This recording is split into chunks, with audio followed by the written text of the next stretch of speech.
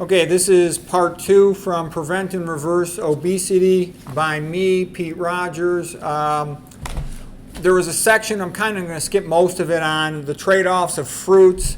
Basically, there's some good things about eating fruits, some bad things about them. I know there's a lot of young, skinny, active people who love them. The Mastering Diabetes love eating lots of fruits. And I have seen a lot of skinny, healthy people. You'll hear all kinds of talk about that. Durian Rider, Freely the Banana Girl, and all this stuff. But I've also seen people that have problems eating fruits as they get older and they don't exercise as much. And Dr. McDougall used to say you should limit your servings of fruit to 2 per day. He worried that they'd make people gain weight. There's the whole papers of Richard Johnson, and I know Lustig totally exaggerates, but there are some issues with fructose. But it's especially the high fructose corn syrup, like in soda pop and whatnot. It's bad to drink your calories, and processed food and processed soda drinks are really bad for obesity and increasing risk of type 2 diabetes. I do think we have color vision so we can see when fruits are ripe. Okay, here's just one paper showing that people who were eating 4 servings or more per day of fruits had increased insulin resistance, elevated liver function tests, fatty liver, okay? There's no fruitarian population. So I do eat about 35% of my calories from fruits, but I exercise a lot. Well, I'd say a moderate amount, not as much as I want to, and I got to work all the time.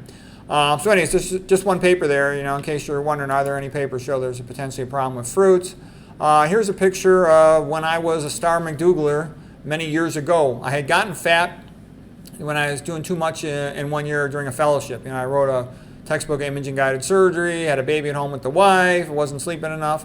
I was drinking 7 cups of coffee a day. I published a couple procedure manuals and CT MRI protocol manuals and imaging guided surgery manuals. So I was doing a tremendous amount of work. I was doing 2 fellowships simultaneously. Anyways, I ballooned up to 220 pounds, which is a lot for me. I'm only 5'9".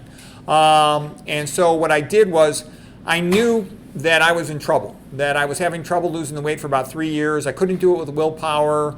I bought a new house. This was actually my dream house where there's a big outdoor pool, a giant fenced-in yard, place to exercise in the backyard, basketball court in the backyard. I basically built like a tennis court in the backyard for a real cheap price. And I built a basketball court inside the house, a racquetball court. Anyways, that was my dream house. I was able to do it all real cheap. Anyways, I just tell you that because I lost all the weight and I got real healthy again. Studying McDougall's starch solution ideas helped me to, lose the last 20, 25 pounds and keep it all off. I've kept it off now over 20 years. I was initially a lacto-vegetarian. Now I'm a vegan for about 7 years. So anyways, my weight went down to 155. Now it's about 165, but I'm in real good shape. I was a little bit too skinny, I felt, at first. All right. Let's see. What am I getting at here? Unfatting myself. I'm not going to get into all this Bible stuff. I sometimes will throw in Bible quotes and talk. I like this quote of Arnold Toynbee. He says, "The brotherhood of men depends on acknowledging the fatherhood of God." Arnold Toynbee, great historian. Yeah, unless people do that, things are never going to be good. Okay, here's rule number 3 for optimizing your body weight. No animal foods. No animal foods means no meat at all, none, no fish, no chicken, no dairy. All animal food has got different type of protein composition, more methionine, more leucine. It tends to have more iron, tends to have more phosphorus. There's no fiber. There's no carbohydrate other than the milk. You don't want to eat animal foods. You want to go zero on them. Like an alcoholic quits cold turkey on alcohol, a cigarette smoker quits cold turkey on animal. You'll minimize your risk of leaky gut, of autoimmune disease, of amyloid clotting. It'll just drop your systemic inflammation. Your white blood cell count will drop. Everything will improve. And again, like I said, I could care less about animal rights. I think most animal rights people, most of them, the majority of them are scumbags, phony environmentalists who are all part of this movement to, control the population, the number of people, and they have a secret, covert agenda that I'm not happy with. I like the farmers, and I want the meat industry to continue because they're going to give us a backup food supply. It's very common. If you read a little bit of history, you'll see it's very common whenever there's a cow, then the moon, then the east movement. They always try to starve, the Christians into DEA, then what comes next, TH. That's routine. It's routine. It's their standard playbook for crying out loud. Okay, my father's from Ireland. Look what happened in the 1840s, what the English did to the to the Irish, okay? Look what they did to Ukraine in the 1930s, okay? Look what they did in a whole bunch of other countries. This is standard playbook material. So these animal rights environmentalists, they're just trying to get rid of the meat supply so it won't be there as a backup when they get rid of the plant food supply. They were trying to do that last year, but luckily, we got the new guy in place, and hopefully he's going to do a better job. We'll see. So yeah, no animal foods. Dairy also causes constipation. It's a main risk factor for type 1 diabetes, for type 2 diabetes. Dr. McDougall's been writing about this for a long time, type 1 diabetes and dairy. T. Colin Campbell writes about it in his China study. There's plenty of papers on it, and others write about it as well. Dairy just increases the risk of all the autoimmune diseases like MS, etc. Dairy is not good for you, okay? It increases the risk of osteoporosis, increases the risk of prostate cancer. The purpose of it is to make a cow grow fast, so it's not going to help you to lose weight.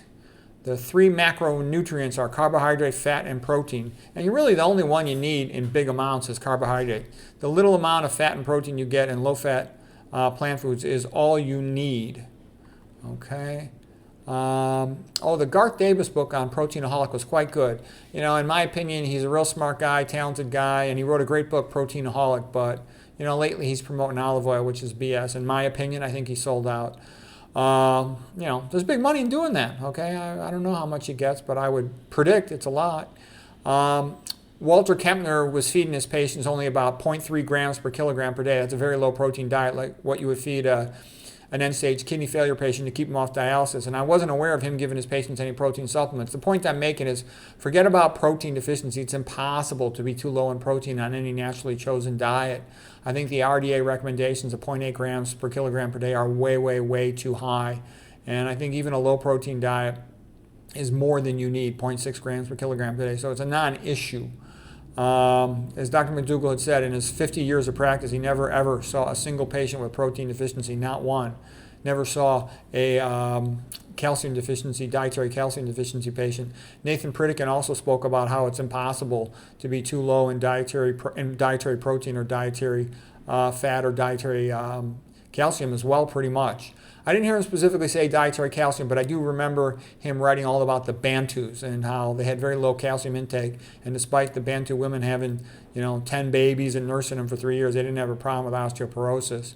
Pritikin also mentioned some studies where people were feeding starvation patients only 2.5% of calories from protein, and they did very well. Pritikin's a great writer. He's very clear, logically, systematically goes through the papers. You can watch his videos if you type in for Nathan Pritikin. I did some YouTube videos on him, and I linked to some of the other ones. You'll just find him. You can still see his lectures. The guy was a real genius. Okay, of course, no oil, and that means no olive oil. The name is ridiculous, extra virgin. It sounds like it's your new bride going to please you in bed. It's better off using it as a lubricant than eating it, okay? It's toxic stuff. It's bad for blood flow, makes you fat. It's an obesogen, increases your risk of diabetes, diabetogen, okay?